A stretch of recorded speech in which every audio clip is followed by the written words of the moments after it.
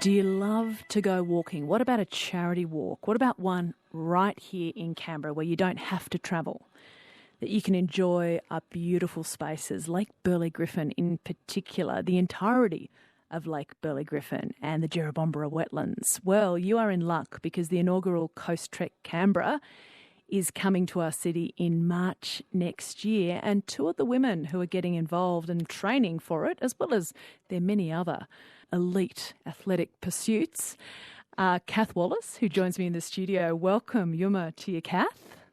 Thank you. It's good to be here. Lovely to meet you. And ecologist Dr. Kate Grarock. Welcome back, Kate. Lovely to see you. Lovely to see you too. Nothing better than talking about a love of walking.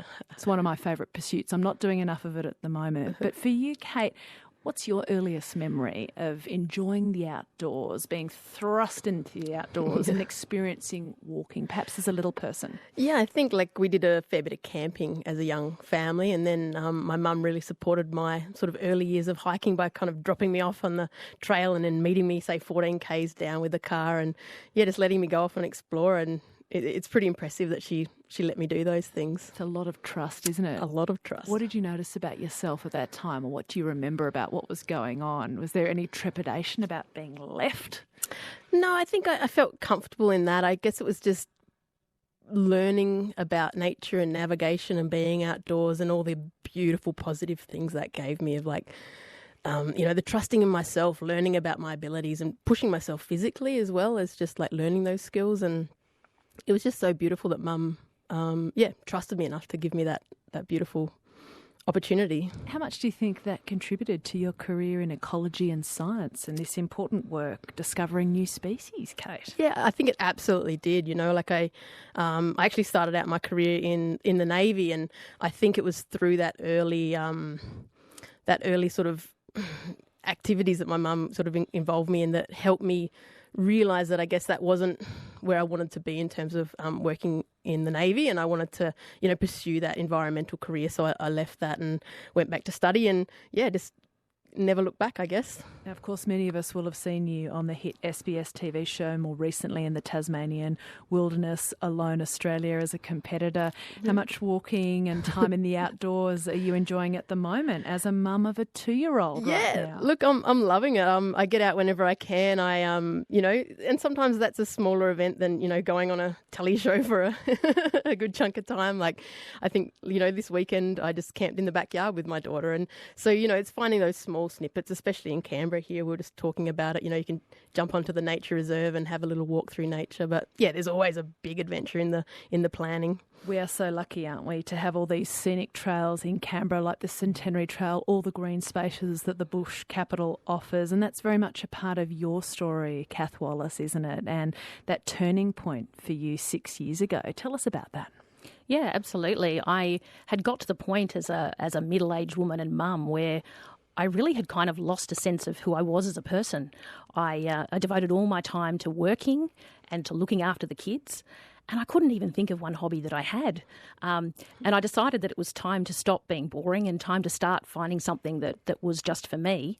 And I took up walking and really, really found that when I got out in nature, it completely transformed my life, both in terms of what I believed I could do, but also in terms of the peace that it brings to your mind, which is usually racing around the endless to-do list of being a working mum.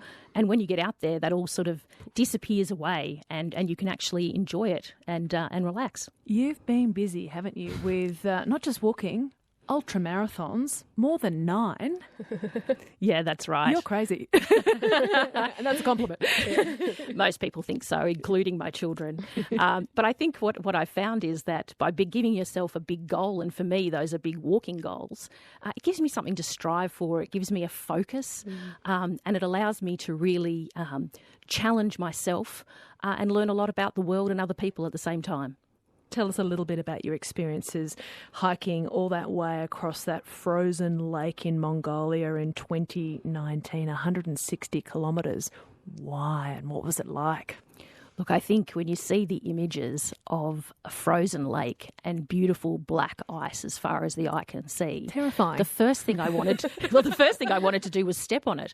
But I have to say, the first time I did step on it and it starts to sort of creak and groan as the temperature changes, I really was concerned that I might fall through. But it turns out it's 2 metres thick, and that's never going to happen. But as I was walking across that, and we did 40 kilometres a day, 4 days in a row, a complete crossing from north to south. That's a lot of walking. You've got this beautiful ice, and when you look left, there's this gorgeous boreal forest, and on the right, just snow-capped mountains.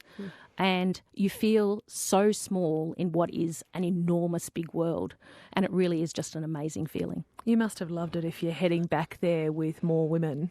I did, yes. And so I would have loved the opportunity to go back and have found the opportunity to do that.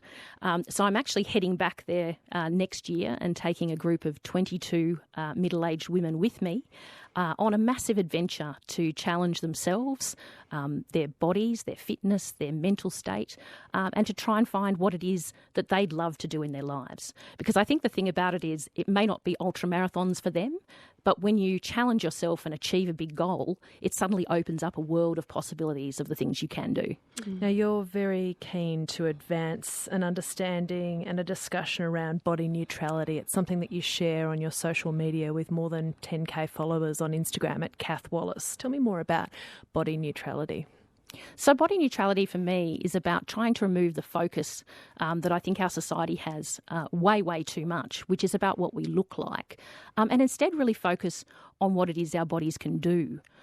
Because the thing is, for all of us, no matter where we're starting from, you can always be thinner, stronger, fitter, faster. It's always possible to be one or more of those things. But what do we miss out if we wait until we are those things before we even start having adventures and enjoyment in our lives? And so for me, it's all about saying, well, if I want to have an adventure, let's just have the adventure now and not make the focus on what I look like. What kind of feedback have you been receiving then from Australians and from people around the world about being really honest about your situation and the way that you see it? So the vast majority are very positive. I think there's quite a big movement towards people really starting to focus on what they can do and looking at that way. There are a small minority of, what I'd consider or call trolls who really do say quite nasty things, along the lines of, your children should be embarrassed of you. Oof. Or, if you just stopped eating more food, you'd be much faster.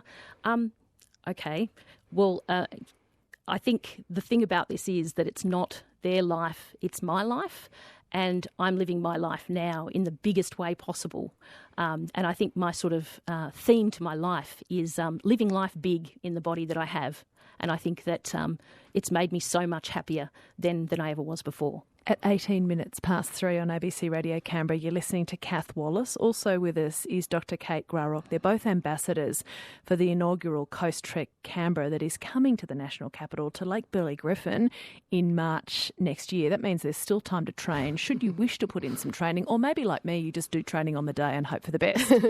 Why did you both choose to be part of this? First to you, Kate, because surely you're not busy enough with your 2-year-old, your career in ecology and discovering new species and getting over that SBS TV performance. And publishing on YouTube constantly and sharing. I'm a bit of a sucker for a good cause, I guess. And, I'm passionate about inspiring people to get outdoors, especially women. And obviously, for a good cause with the Heart Foundation. I gave a talk a while back in Sydney and I ran into Di Westaway, the CEO, founder. And we just found that we had quite similar backgrounds and stories. Even just, listening now, both our stories, it's like this finding of nature and all the power and beauty that it gives to you. And I think, Di and I connected over that, and she asked me to be an ambassador. And I was like, heck yeah, why not? And the Heart Foundation as a cause, have those issues associated with the Heart Foundation touched your family, your friendship network, your professional network? No, not directly. I just, I guess I just see it anytime we come together as a community to try and make the world a better place, then, that's a beautiful thing. Yeah, what about yourself, Cath? Why did you want to be part of Coastrek Canberra in March next year?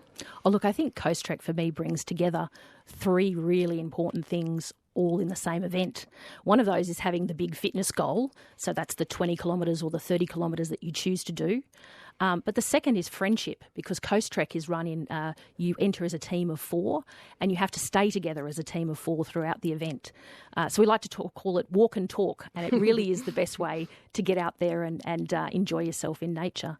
And then the third thing is that you get to raise money for a good cause at the same time. So it's kind of, for me, it ticks all of those boxes, and that's why it's such a special event. Yeah, it's going to be absolutely fantastic, isn't it, to see those taking part in Coastrek Canberra enjoying our beautiful national capital. Hopefully there's great weather on the day, but it won't matter because there's conversation. So take us to the circuit, because it's a pretty special circuit, isn't it? Not that we're biased being Canberrans.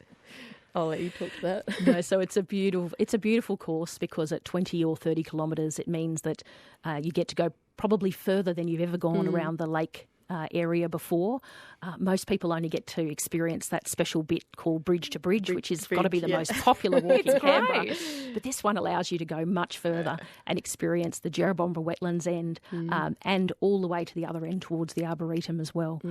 So it is a really nice course, linking, of course, to Coastrek's concept of coast. It's as close to coastal water as we can get here in Canberra.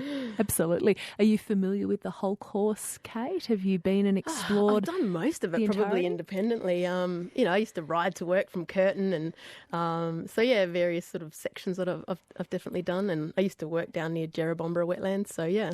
For anyone who hasn't ventured all through the wetlands on foot, what can they expect? Oh, it's just a bird paradise. You really don't feel like you're in a capital city, and parts of that's beautiful. It's just, I guess it's the whole thing that Canberra is just that nature. It's intertwined with our whole living spaces. Well, as women with goals, I'm sure you've got fundraising goals for this walk of your own and ambition there. What are you hoping to achieve? So the goal is that each team that enters will raise at least $1,000 for the Heart Foundation, and we plan on trying to exceed that as much as we possibly can. It's interesting you were talking about weather, because we know from previous events that if the weather is really bad, people donate more money. I feel sorry. So there's pros and cons of every weather opportunity. Let it go, yeah. What about yourself, Kate? What are you hoping to achieve through this particular commitment? Just raising that sort of awareness. And obviously the fundraising is part of it, but just, I haven't actually got my team together yet, so I've got to do a bit more thinking about that and who do I want to spend that much time with. Maybe your daughter. Yeah, well, she weighs 10 kilos, so I'd have to put her in the backpack. Great training target there. Yeah. That might slow you down a little bit, Kate. I think it would. It's lovely meeting the two of you and catching up with you again, Kate, and hearing a little bit about what inspires and propels you both in your involvement as ambassadors for the inaugural Coastrek Canberra, but also in your role as leaders in the community, advancing different initiatives online and in the social space. Thank you so much for being with us this afternoon. Thank you. Thanks for having us. Yeah. Cath Wallis and Dr. Kate Grarock, both ambassadors to Coastrek Canberra, which is coming to our city in March next year. How exciting. I wonder if you are getting ready to get a team together. I'm hoping to take that day off work and get involved myself, so I better get training.